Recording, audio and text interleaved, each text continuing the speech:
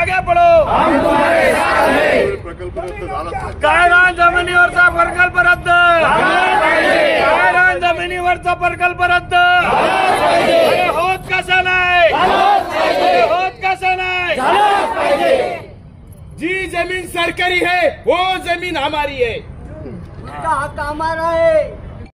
आज आपण जिल्हाधिकारी दिलीप स्वामी यांना रिपब्लिकन पार्टी ऑफ इंडियाच्या वतीनं मालच्या गायरान जमिनीच्या प्रकल्पासंदर्भात निवेदन दिले आणि त्यांना आपण सांगितलं की माल या ठिकाणी जो शासनाच्या वतीनं प्रकल्प सौर ऊर्जा प्रकल्प होऊन राहिलेला आहे तो प्रकल्प त्या ठिकाणी होता प्रकल्प त्या ठिकाणचा रद्द झाला पाहिजे ही मागणी आपण आपल्या निवेदनाद्वारे त्या ठिकाणी त्यांना केलेली आहे आणि त्यांना ही देखील भूमिका आपण पक्षाच्या वतीने सांगितली की शासनानं ज्या ठिकाणी खाली गायरान जमीन असेल त्या ठिकाणी तो प्रकल्प उभारा।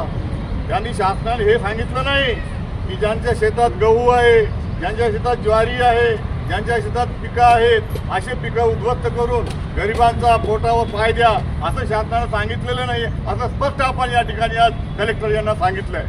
कुठल्याही प्रकारे जर आमच्या जमिनीवर हात घातला तर त्याचा बदला तुम्हाला फार महागात पडेल ही भूमिका आपण त्या ठिकाणी त्यांना सांगितलेली आहे। कुठल्याही परिस्थितीत गायरान जमीन ही आपण शासनाच्या प्रकल्पाला देऊ देणार नाही।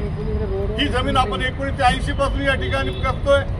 औरंगाबाद जिल्ह्यामध्ये अनेक ठिकाणी अशा जमिनी आहेत त्या ठिकाणी त्यांना हे सांगितलं आपण की तुमच्या सारोळ्याला याची फॉरेस्टची जमीन आहे त्या खाली जमिनीवर प्रकल्प घ्या ना तुम्ही। फॉरेस्टची जमीन खाली जमीन ती कशाला ठेवताय की अधिकाऱ्याच्या घशात घालण्यासाठी ती जमीन तुम्ही ठेवताय का?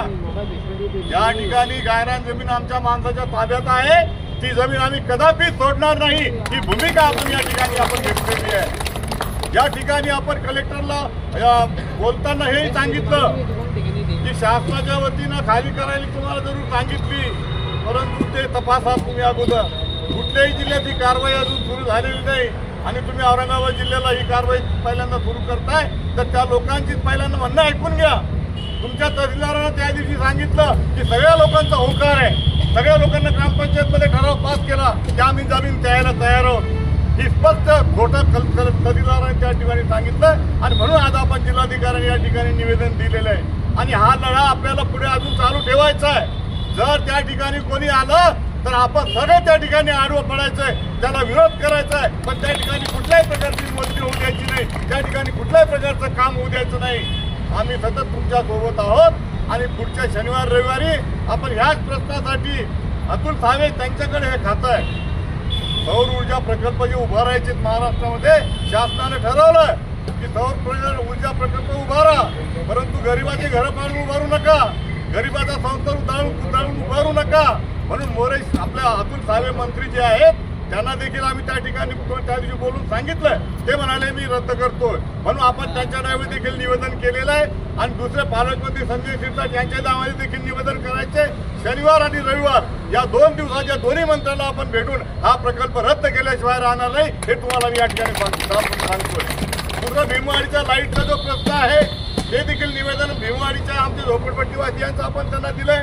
त्या ठिकाणी लोक झोपड्या करून राहतात त्यांना देखील तात्पुरत्या स्वरूपात लाईट द्यावं ही मागणी आपण केली आणि कलेक्टरने सांगितलं की मी MECBला पत्र देतोय आणि ते पत्र दिल्यानंतर आपला लाईटचा प्रश्न देखील सुटेल। आपण शांत राहा।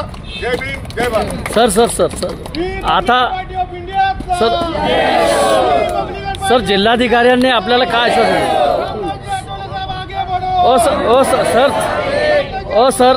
सर एक मिनिट कदम सर